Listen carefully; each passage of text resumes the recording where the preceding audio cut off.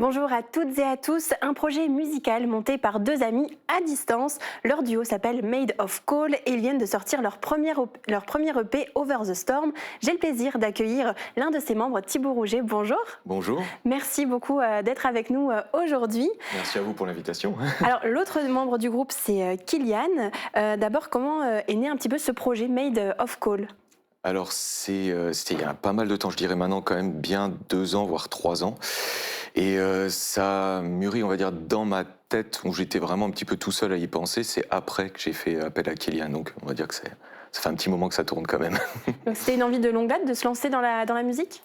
C'est un rêve de gosse, c'est un rêve de gosse de faire ça. Et puis souvent, comment dirais-je, on va jouer dans son coin, on enregistre des petits trucs, on envoie aux amis, et puis petit à petit, ça fait son chemin après, ça évolue. Et comment s'est fait la rencontre déjà avec Kylian et comment vous vous êtes joints tous les deux pour créer ce projet? Alors, on se connaît depuis longtemps puisqu'on était à la fac ensemble. Et du coup, on a continué de parler, on a passé quand même encore des moments ensemble parce qu'il était à Nancy. C'est après qu'il est parti donc en Guadeloupe. Et après des années, du coup, je me suis dit, bah, tiens, j'ai envie de faire quelque chose de plus sérieux. Donc au niveau musical, le projet Made of Call vraiment. Et c'est là que j'ai pris contact avec lui. C'était il y a maintenant, on va dire, 1 an. Donc c'est une amitié de longue date à la base. Comment est-ce que vous définiriez votre style, vos influences principales? C'est là que c'est compliqué. Parce que déjà, pour moi, dans le métal, il y a énormément de genres, de sous-genres, aujourd'hui, qui se mélangent quand même beaucoup selon les groupes. Donc nous, on va piocher un peu à gauche, à droite. Donc si je dois mettre, on va dire, une étiquette dessus, ce serait plus un mélange de death et de metalcore. Et puis nos influences, on va retrouver du Meshuggah, du Tool, du Gojira, du Parkway Drive, du As I Lie Dying. C'est un peu un melting pot de tout ce qu'on aime avec Kylian, quoi. Et quel est votre rôle à vous dans le duo? Ce que je vais faire principalement, c'est que je vais faire ce qu'on appelle les riffs de guitare. Donc je vais enregistrer la guitare. Je vais commencer par ça en trouvant des petites idées, etc. Après, j'envoie à Kylian. Lui va me faire un retour. Le week-end, on s'appelle aussi en webcam pour essayer de discuter. Et puis après, on essaie de construire ça vraiment, on va dire couche par couche, et en prenant un peu des influences de l'un et de l'autre, quoi. Alors la particularité, vous l'avez dit tout à l'heure, Kylian vit en Guadeloupe. Alors comment est-ce que vous vous êtes organisés pour le processus de création tous les deux avec cette grande distance? C'est pas facile. Alors, ce qu'on fait, comme je l'ai dit, on s'envoie beaucoup de choses et on discute beaucoup sur WhatsApp, que ce soit en s'envoyant des messages, que ce soit aussi en s'envoyant des vocaux, essayer vraiment de dégrossir, discuter le plus de ce qu'on s'envoie, etc., pour trouver un petit peu la trame, ce qui nous convient le mieux.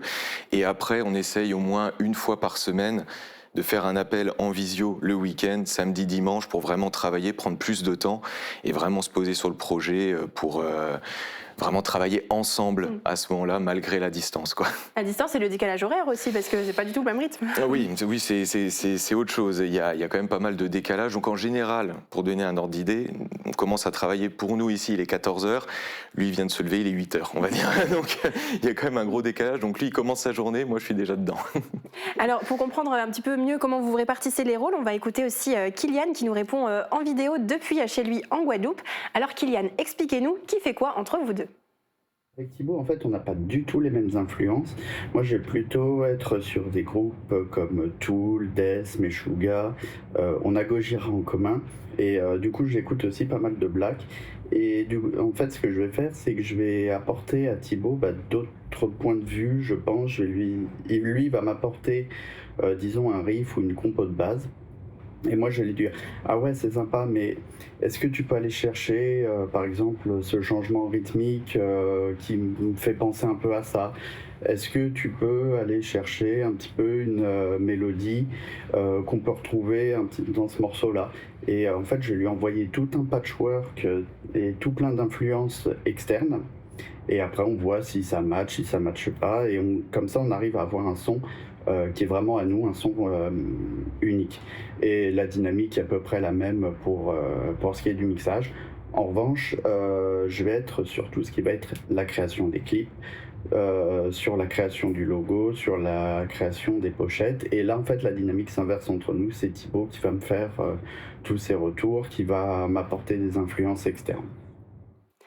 Et donc vous avez sorti votre premier EP en octobre, Over the Storm. C'est ça. Quels sont les messages que vous vouliez faire passer à travers cette EP? Alors en fait, on s'est retrouvés avec un certain point commun avec Kylian, c'est qu'on a tous les deux traversé une phase de dépression et on a voulu traiter de ça à travers notre musique.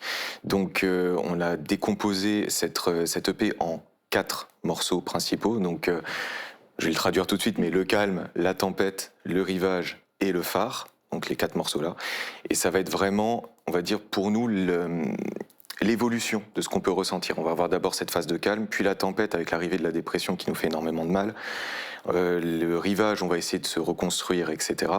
Et après le phare, donc la lumière. On voulait qu'il y ait quand même cette possibilité de dire aux gens qui écoutent et qui se retrouvent là-dedans, il y a toujours une lumière au bout du tunnel. Parfois, elle est difficile à trouver, ça va demander beaucoup de combats, ça va demander aussi de l'abnégation, se remettre en question, mais il y a toujours moyen d'aller mieux. Et on voulait apporter aussi ce message positif à travers ces morceaux. Des messages importants, et je vous propose justement d'écouter un extrait.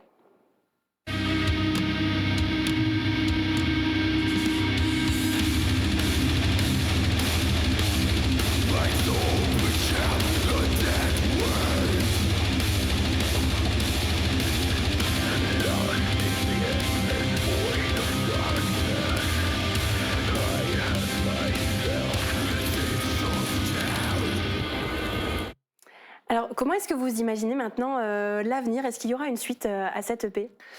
Il y en a déjà une en préparation. On est en train de travailler sur un single, pour le coup, qui va être en cours de mixage. Donc on a même déjà bien avancé sur ce sujet-là. Et je pense qu'on va continuer. On a encore pas mal de sujets sur le coup, déjà parce que ça nous fait du bien et qu'on a juste envie de continuer à se faire plaisir.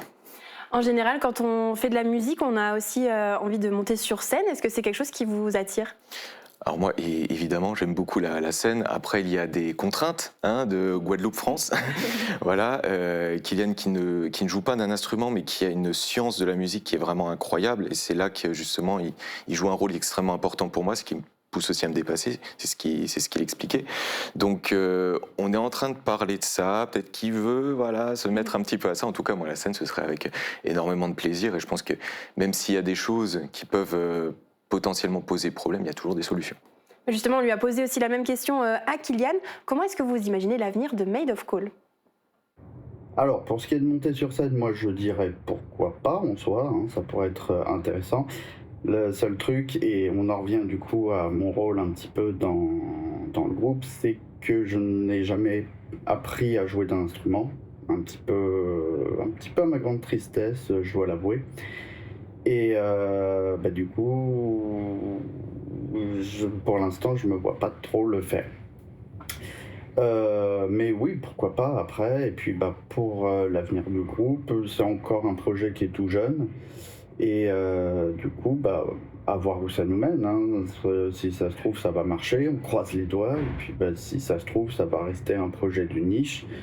Mais je me projette pas, on voit ce que ça va donner. Et puis, advienne que pourra. Merci Kylian Cocu d'avoir répondu à nos questions malgré la distance. Pour suivre vos actualités, vos prochains projets, est-ce qu'on peut vous suivre sur les réseaux sociaux par exemple? Oui, on a une page donc Made of Coal sur Instagram. On a également la chaîne YouTube pour voir le clip. Et après, ce sera sur toutes les plateformes de streaming. Donc c'est Spotify, Deezer, Apple Music. On peut nous retrouver aussi là-bas. Je vous souhaite bonne continuation dans vos projets. Merci beaucoup d'avoir été avec nous aujourd'hui pour en parler. Merci à vous. Et très bonne journée à tous.